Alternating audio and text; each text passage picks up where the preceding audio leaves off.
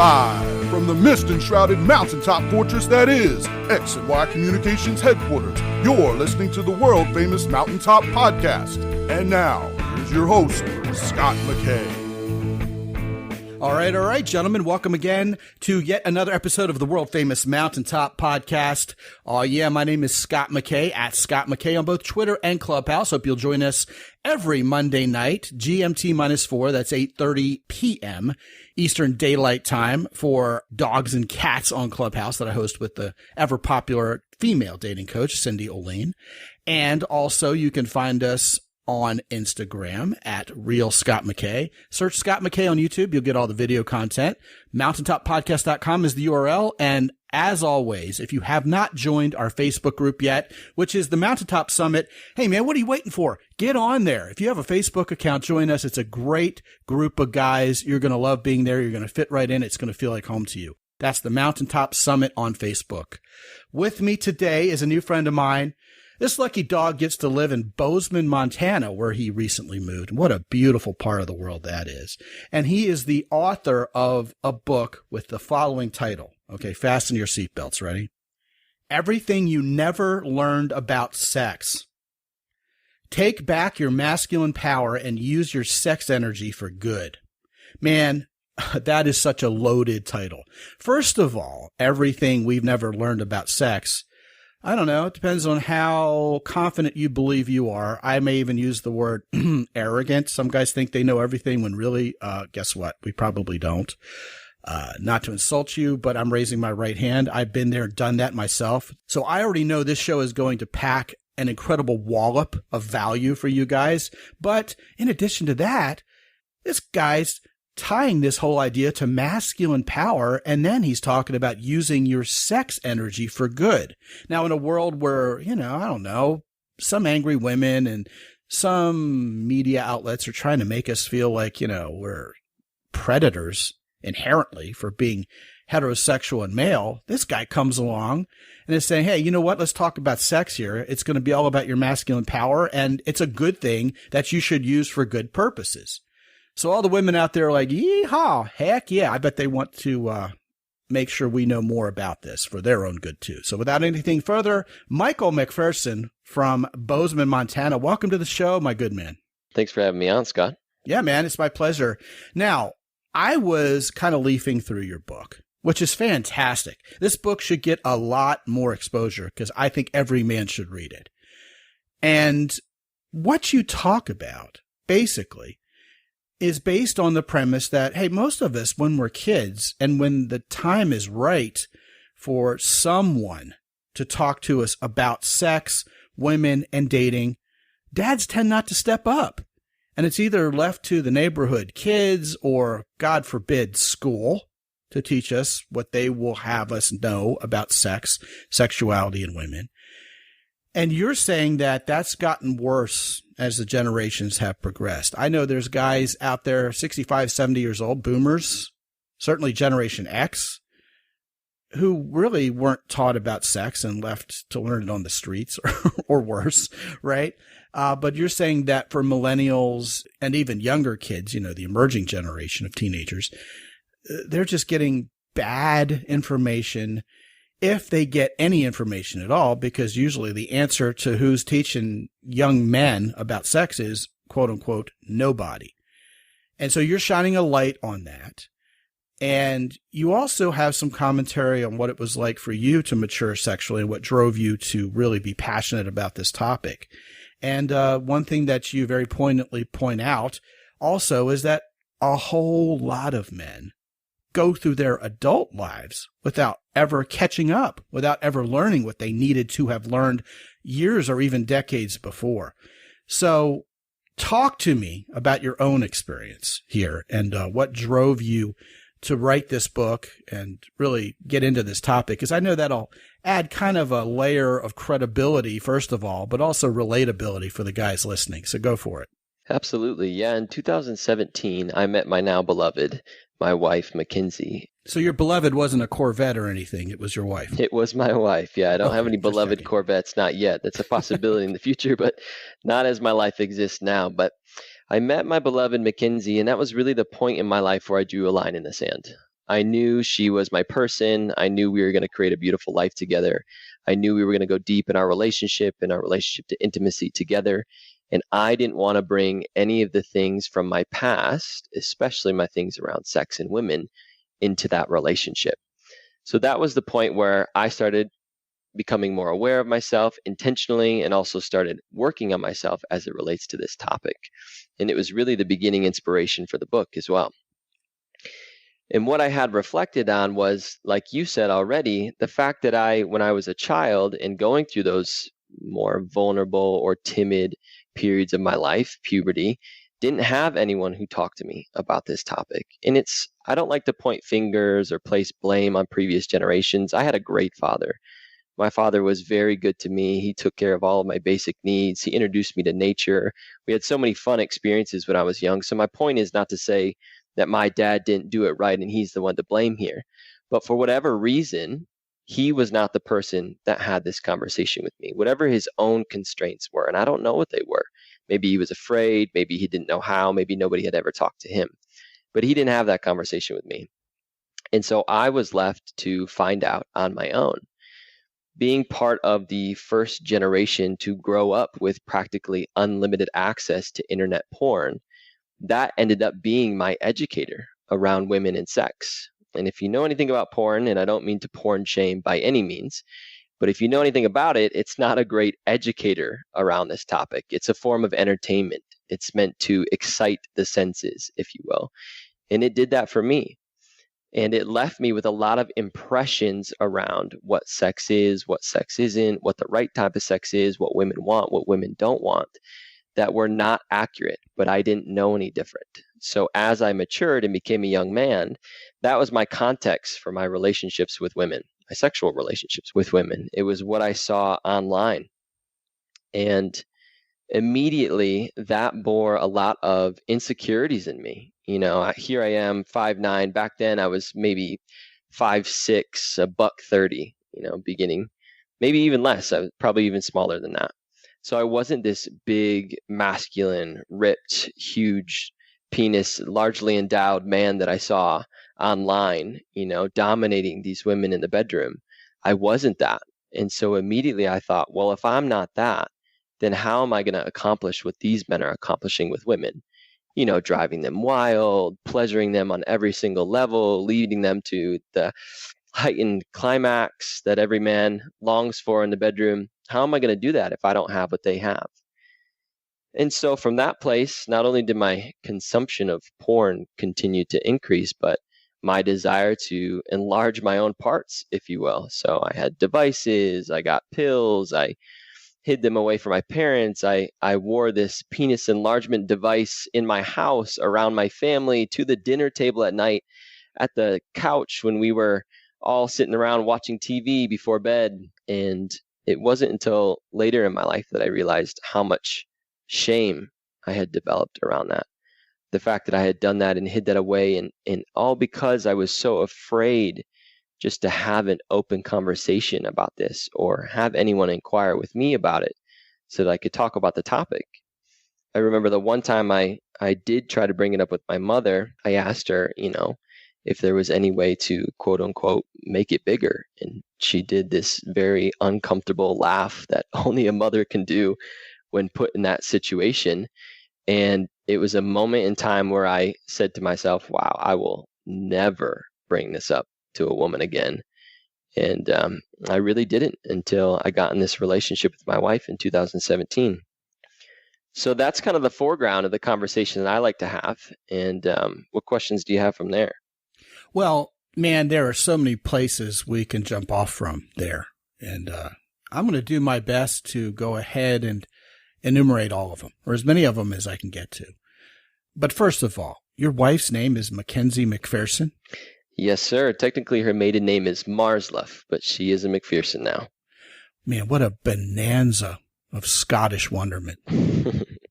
My son's name is McKay. He's named after my sixth great-grandfather, his seventh great-grandfather, who died at the Alamo, who was named McKay. So his name is, John Scott McKay. And his nickname, until he outgrew it, frankly, around age 7 or 8, was Mickey Mac. I don't think you'd dare call your wife Mickey Mac. I wouldn't dare. She goes by many names, and that's not one of them. That's not one of them. But there has to be a cute nickname in there somewhere for someone with two MCs. I call her Mac. I call her Ken's. She's got different aliases for different personalities that she brings forward. Yeah. Awesome. Fantastic. I bring that up, mostly tongue in cheek, but it did catch my attention when you said her name. The second part is, I think we would be amiss if we used as a linchpin of good fatherhood whether or not our dads talk to us about sex, because almost no fathers do. And indeed, a father can do all sorts of wonderful, non-abusive, healthy, nurturing things for a son and still not do that. Mm-hmm. So we're not throwing anybody under the bus here. This is such a rampant phenomenon where men, moms and dads, as you very correctly pointed out, and I think a lot of guys could relate to that, they really just have a difficult, awkward time talking to their offspring about something that really they have confined to their own bedroom and hidden from their own children all their lives. I also am curious, how old were you when you were practicing the jelqing and the penis enlargement strategies? I was about 13. 13? Mm-hmm. Man, because you made it sound like you'd grown up a little bit and watched some porn before you even got around to it. So you were an avid porn consumer by 13, yep. To be sure. Right as I started to go through puberty, yes. Okay, so any fathers out there who think their 12, 13-year-old boys haven't figured this out yet, they're smarter than you, if that's the case. So let's just throw that out there on the table. Talking to your mother about something and having it be awkward can kind of also shape your view of how women are going to respond to you in general, right? Even though this is your mother, and she clearly has a different relationship to you than your future girlfriends and certainly your future wife will. It certainly, like you said, adds to the shame, doesn't it? It does, and it came across as something that we're just supposed to have figured out. I don't know how we're meant to figure it out on our own, but especially as I began relating with women, dating women, sleeping around, it became known that you either knew about this or you didn't. And if you didn't for any reason, it would typically end up being wildly embarrassing for you. And what age did you figure out how wildly embarrassing that could be? 16.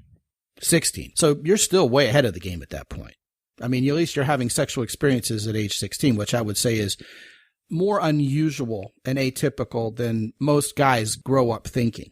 I mean, I got guys who are 20, 25, and they really aren't so sexually experienced yet, and they think they're weird for some reason. And really, that's more normal than most guys would suspect it is.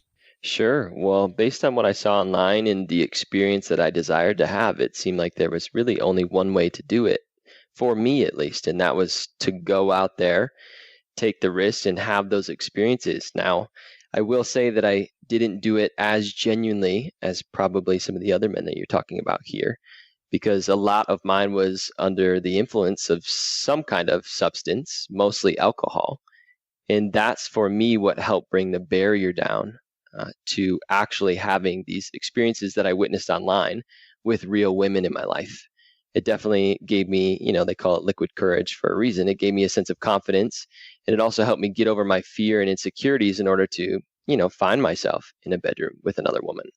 That's very interesting, because when I have guys here for what I call a 10 plus live, and we go out in field and we talk to women, which is why the guys come here, is for me to take them out in field. And, I guess at the baseline, I should go ahead and throw on the table that I am happily married, and my wife is totally okay with me teaching guys how to relate to women, because to me, it's all about being charming and getting women to like you. And then everything that could potentially happen with attraction and ultimately sex descends from that. And most guys really have a hard time approaching and meeting women and delighting them and charming them and making those women like them. And one of the things that I found when guys come here and they learn how to talk to women is how easy they are to talk to, and how the more we make women feel safe and comfortable in our presence, the easier it is for those women to start flirting with them. And when they recognize how women flirt and they're kind of turning up the dial of flirtation, as, most men really think of it as kind of a binary switch. I mean, flirting to them is nice shoes, let's screw. Did she go for it or not? Whereas women kind of simmer it up a little bit more. And one of the things that I absolutely well, I'm going to go ahead and use the word impose upon guys when they get here, is we're not going to drink anything. We're not going to get drunk. We're not going to get loaded. That's because I want very much for those guys to have a genuine experience where they were in their right frame of mind, no liquid courage, etc., because it is really a false sense of, well, not only security, but all sorts of things. And women who are under the influence of alcohol are more likely to get buyer's remorse later, and then you don't remember what happened, and then you get whiskey penis, and, crazy stuff happens. And so this idea of liquid courage and drinking and having your sexual experiences, and your sexual attitudes be formed under those circumstances, I think is a very important point to get across. And yet it's another thing that our parents don't tell us, because they don't talk to us about sex in general, let alone, hey, don't take advantage of women when they're drunk. Don't trust yourself when you're drunk. All of these would be very, very not only vulnerable conversations to have with one's own children, but may cause those parents to hear something from their kid or have something admitted by their kid to them that they just don't want to hear. So it's almost like we as parents just bury our heads in the sand because we don't want to know until, then the pregnancy happens, then there's a crisis, then they have to manage that. And by then it's just too late, isn't it? It is, because by then, typically, the alcohol-induced actions have led us to do things that we wouldn't have done otherwise. And therefore, whether we admit it to ourselves or not, there's some level of shame. And so the damage, to some degree, has already been done. And at some point, we'll have to revisit those things and heal them to the best of our ability. Which brings us to the meat and potatoes here, as I like to say, of this particular episode, which is a frank discussion of everything we've just never learned. Now, you talked about discovering pornography as a very, very young man, as a child, frankly.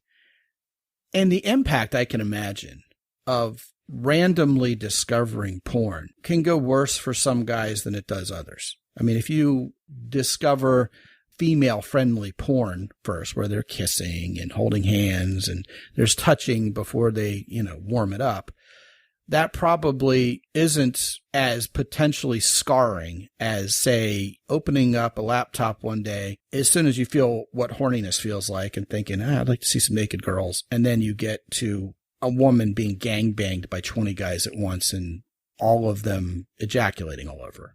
If that's your first impression of what sex looks like, you're kind of in trouble. But yet, when we literally leave children to their own devices, literally to their own electronic devices, that's the risk, isn't it, these days? It is. When I was exposed to porn, I should say first exposed, it was like every genre of sexual interaction suddenly exploded into my mind. And pornography is one of the most addictive substances there is. It's more addictive than cocaine. There's been plenty of studies that have shown that now. And the dump of neurochemicals you get into your neurophysiology is what has you keep coming back for more. But the thing about it is it's not the nudity in porn that men are addicted to. It's the novelty. It's the newness. It's the being able to be with 10 different women in 10 different sessions all in one day. So when you take that and transition it out into the real world, it doesn't really work like that. We can't be with 10 different women in one day in the real world. Maybe there are some people that can, but that's not a realistic existence for most men. Yet that psychology, that way of viewing women doesn't stop when we close our computer screens and walk outside our house. It goes with us. And it certainly did for me. So I was sexualizing women, hypersexualizing women. I was objectifying women. In my mind, I was meeting women that I didn't even know and deciding on the spot whether or not I'd have sex with them as a byproduct of what I saw online. That's fascinating. I had a guest on this show a while back now who was exposed to porn at an early age and decided what he wanted to be when he grew up was a male stripper for exactly the reasons you cited. And he actually fulfilled on that dream and did it. And realized that although it was somewhat like what he saw in the pornography that depicts that sort of thing, it wasn't exactly like it. So he was still left like he was a failure at it. or that he wasn't doing it right. And I'm just thinking like, man, that is such an amazing storyline. You have guys who haven't even kissed a woman yet by the time they're 22, 23. And then this guy comes along and he's living what would be, quote unquote, the dream for a lot of young men. And even he's disappointed by it because it can't live up to what porn, for lack of a better word, promised him. So indeed, you have these kids who are in secret and in shame, by the way, with nobody to talk to about it, learning from what they see on video, which can take so many different dramatic forms that they literally probably don't know which way is up. Meanwhile, I have guys who come to me, Michael, who I've coached, and what goes on in these cases is they tell me, yeah, I just can't stay with a woman for more than like 3 weeks or a month before I break up with her and I want to move on. And my standard exercise that I issue to these guys when they tell me that is I say, all right, here's what I want you to do. Let's be honest here. Let's be frank. Do you watch porn? And the answer is almost always yes when they're honest. And I am not a porn shamer, by the way, not actively or not even passively. I understand that men watch a lot of porn, and a lot of time the guys who are men of faith are the ones who have the most shame about it because they don't think anybody else is doing it except them. And I say, all right, I want you to go to one of those sites that has a bunch of thumbnails with cute girls on it. I want you to find one who really does it for you, and I want you to watch her for a while. And I want you to come back and report to me, and I'm not saying this like a drill sergeant. It's just an exercise. Just come back and let me know how long it was before you were bored of her and wanted another one. Okay? And that is the problem. Pornography has conditioned us to think, yeah, you know what? Women can be traded in. We can get the thrill of novelty at any time. And for a lot of guys, like you correctly alluded to, they can do that, but it's not like in porn. So the truth of the matter is, and I want to hear what you have to say about this, Michael, because I'm sure it's probably talked about in your book, is if you're in a relationship with a woman just to get laid, after 8 or 10 times of doing the wild thing with her, you're going to want something new. You'll know your way around her body. You'll have experienced all the sexual experiences you can carry with that one woman after 8 to 10 times. And then you'll want a different sexual conquest. So what happens is when these guys come to me and they really are just sick of a woman after a month or so, what's happened is they have sexually objectified the whole relationship in many, many cases, not all. And this isn't something that I weaponize against these guys and beat them over the head with. It's usually their revelation. I don't usually even have to tell them. They're like, wow. So then from there, it becomes, what else are women good for besides sex? Why would you choose to be in a relationship with a woman other than just simply getting laid? And what it comes down to is I have been with my wife now for almost 16 years, and I'm still wildly attracted to her, and we have wild, riotous sex constantly. And it's because she's my partner, not because she's my sexual conquest. And for a lot of guys, figuring that out is something that porn isn't going to ever help you do. You know what I mean?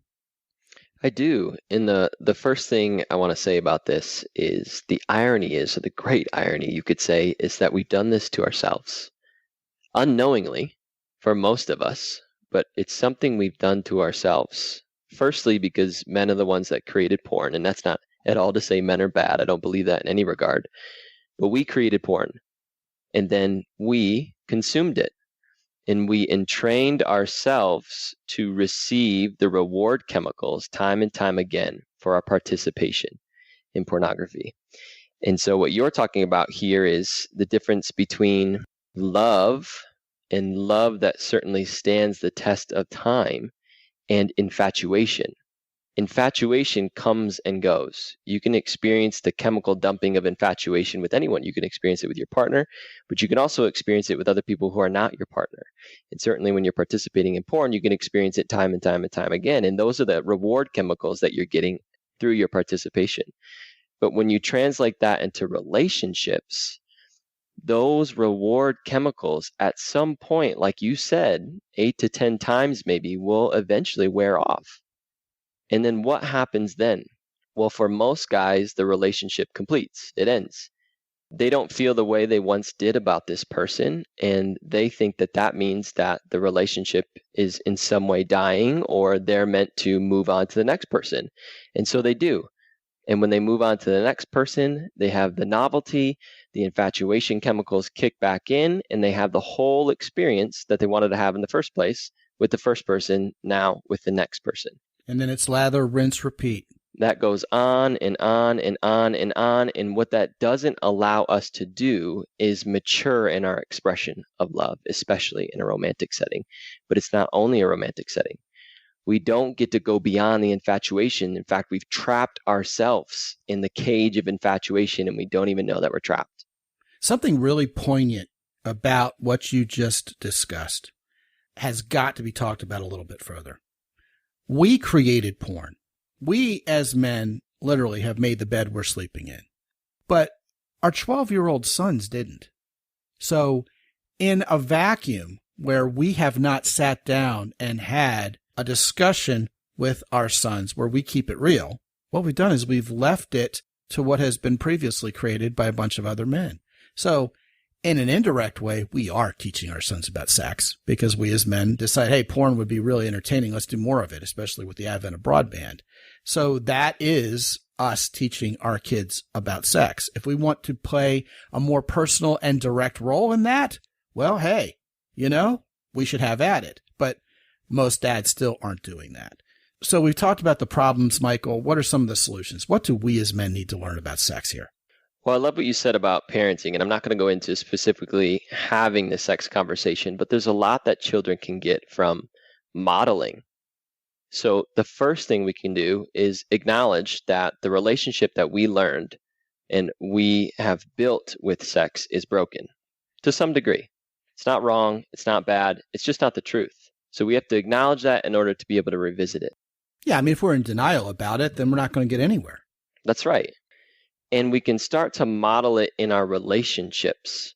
So when you go beyond infatuation, and if you get married to someone and you're with them for a long period of time, eventually you're going to go beyond infatuation. You're going to have to learn to connect in another way that really we desire to. We just don't know necessarily that we desire to. That's going to bring even more satisfaction than just the act or the physical act of sex. So that's going to take some breaking down of the conditioning we have around not only sex, women, but also our own masculinity and how we relate to our masculinity. So most guys think that masculinity, and I know this is probably an outdated thing even to say on this podcast, but a lot of guys still think that masculinity is about being stoic, it's about being strong, it's about having limited expression, it's about not sharing your feelings. But when you get in an intimate romantic relationship, eventually you're going to have to go there if you want to have true satisfaction. You know what's really interesting is if you look at examples of stoicism in the movies, you get a lot of Clint Eastwood characters. The man with no name and the good, bad, and the ugly and Dirty Harry. Those guys never have love interests, do they? The movie runs 2 hours and there's no chick in it. Because ultimately that's not very charming to women. Yeah, it's probably an accurate depiction of what that inevitably gets you. Right. That could be another whole topic. We should just cover this whole idea of masculine stoicism and its place in the world and where it's kind of overestimated. That'd be a great topic. And also, I do want to acknowledge right here and right now that we want to have you on sometime in the near future to cover the topic of how to talk about sex with your sons, sex, women, and dating, so that they're not left in the lurch the way we were. I think that would be a great topic to discuss. And we're going to leave that as a separate topic like you suggested for sure. But, getting back to what we were discussing, kind of as a lightning round from here, because time is short. What are some things that we have not learned about sex that are integral to a good, healthy sexual relationship? And, maybe along with that, what are some things we better unlearn? You mentioned already to great effect some of the mythology in porn that we're led to believe that just isn't factual. But on a practical day-to-day level, maybe putting porn aside for now, what are some ways guys can improve here, having listened to this show? The first thing to understand is that sex is a gift. It's not something that can be expected. We don't get sex just because we were born men, and that's the appendage we have, and that's something we're capable of doing. Sex is earned, and it's earned through establishing trust and creating relationships. So in order to have sex with a woman, there's other things that we ought to be doing that things like porn don't teach us, which is creating safety, which is showing a woman that we're interested in her beyond just her physical body, which is sharing as much of our heart, our emotion, our feelings, our thoughts about things as much as we share our physical body with that person. So that's the first thing. And what we'll have to do in order to get to that place, to get to some level of neutrality, let's say, given most of our life experiences up until this point, is we're going to have to look back and we're going to have to be honest about what our experience has been. And that's really what I did in the writing of my book, is I looked back at my life and I told the truth honestly. Here's what happened. Here's how that impacted me. And here is the journey that I went on, which is basically telling the truth of that in order to get where I am today. So we have to be honest about our conditioning. We have to be honest about our heartbreak, the times where, let's say, we did have the courage and actually go out on a limb to talk to a woman, to ask her out, to be in a position to even have a sexual relationship, and it didn't go well. They broke our hearts, or our hearts were broken. We have to acknowledge that. We have to go back and feel that, so that that's not in our current relationships with women. I think that's all very powerful. And these guys know that one of the central themes in this show, in this podcast, over and over again, is the necessity to make women feel safe and comfortable in your presence, rather than pressuring them or hitting on them for anything, really, especially sex. When women like us, when women feel comfortable around us, the whole progression to sexual behavior becomes a lot more natural instead of stilted or faked or kind of ham-fisted through, frankly, because a lot of guys just don't know a whole lot other than what they've learned from porn. And, kind of to put a punctuation mark on this episode, because we're wrapping up here, one of the things that hasn't been said here that I think needs to, and I'm sure you talk about this in your book too, but man, your book is so jam-packed with content that I really can't recommend it enough for these guys, and we'll do that in a second. But one thing that never happens in porn, or very, very rarely, is a mishap. Something happens where the sex isn't as good or as exciting or as rambunctious as it should be. There's amateur porn, which is probably a little more true to life. If you know where to look for it, you can find something that resembles real actual sex. But, premature ejaculation, the dog barking, the kid walking in on you, not knowing where to ejaculate, her not liking the way you're warming her up, all those things happen in the real world. The talking during sex, the fun, the joy, the playfulness that a couple can experience. Most porn is devoid of those elements unless you go looking for them. So that puts a lot of pressure on young men.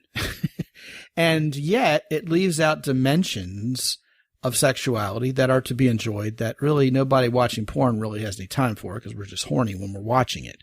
And certainly anything that would be an outtake or an instance, say, where the guy didn't get it up or whatever, that's just not talked about. So again, we're given an unrealistic view of sex that we really need to modify and transform in our brain. So on that note, I really do want to send guys to your book, Michael, called Everything You Never Learned About Sex. And that has the word everything in it. So expect a comprehensive volume here, gentlemen. Take back your masculine power and use sex energy for good.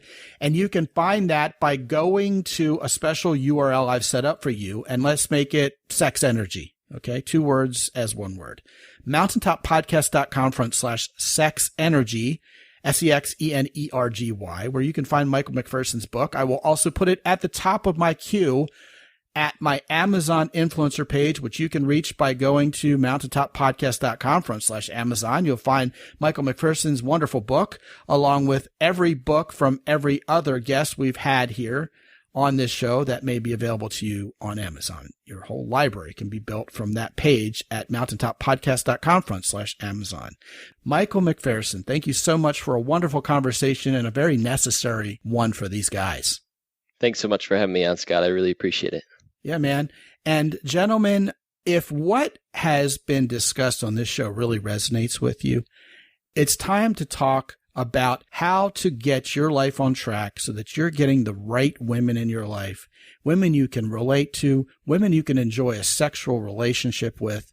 The first step to getting that right may very well be talking to me for free for 25 minutes. You can do so by going to mountaintoppodcast.com, clicking on the red button you'll find in the upper right-hand corner of the page, or if you're on mobile, it'll probably be front and center at the top. And click on that. Get on my calendar. Your first 25 minutes is free. If you go over 25 minutes, hey, guess what? It's still free. You'll find me to be exactly who you expect me to be. I'm a red-blooded guy. I put my pants on one leg at a time. And we're going to talk about where you are right now. I'll probably be able to relate to a lot of your stories and tell a few vulnerable ones of my own. And if getting you on a coaching plan that's going to change your life is right for you, that's what we'll do. If not, we can suggest a program that will get you to where you want to be. All of it's guaranteed all the time. What I tell my guys is when you hire me, I'm the last coach you will ever need in this area, and that's my guarantee. All of that and more is there for you, including show notes and a free download there for you of my book, Sticking Points Solved. Hey, it is all there for you at mountaintoppodcast.com. While you're there, please give some love to our sponsors. Origin in Maine, Jocko Willink's company, has the best protein powder you have ever tried. It just works better. It even tastes better.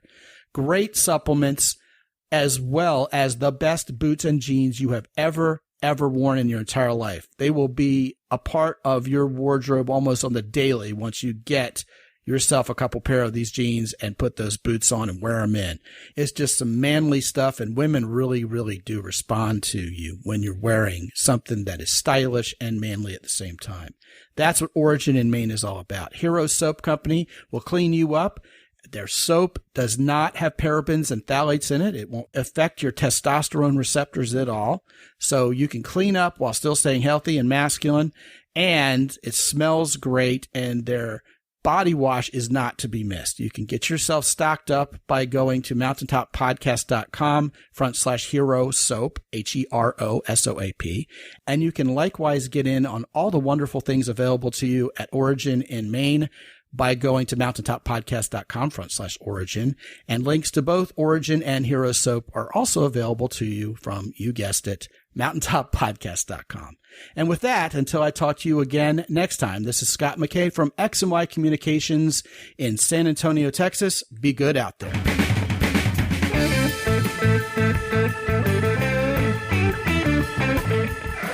The Mountaintop Podcast is produced by X&Y Communications. All rights reserved worldwide. Be sure to visit www.mountaintoppodcast.com for show notes. And while you're there, sign up for the free X&Y Communications newsletter for men.